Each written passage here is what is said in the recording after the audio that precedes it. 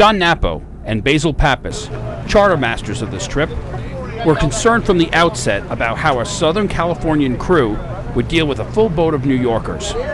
When we first had the idea to have an East Coast themed trip, I was apprehensive in that I knew that many of the people were not going to be experienced in long-range fishing. Crew had a blast, making fun of our accents, and they really enjoyed the interaction of this group. It's just New Yorkers being New Yorkers, and I think all in all it was a very successful trip.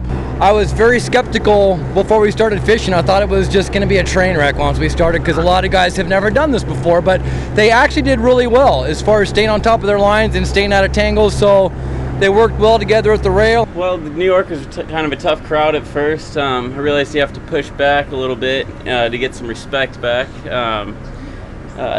I learned very quickly to keep the beer cooler stocked, and everybody will be happy. It was a unique experience fishing with these guys. You know, they've got this stereotype of guys from the East Coast being pushy and yelling at each other. And there was some pushing and shoving, I'm not going to lie, and kind of made me a little on edge. But altogether, it was a lot less stressful. These guys were a good group. First thing when they got on the boat, they come up, introduce themselves, talk to us. They're loud, they're fun, they're in your face, and it's a lot different. These New York guys, they have a good time and, you know, make fun of each other, and we kind of feed off of that a little bit, so it makes our job a lot easier and a lot more pleasurable. Me being Italian and them being Italian, for the most part, was really special. They're an awesome bunch of guys.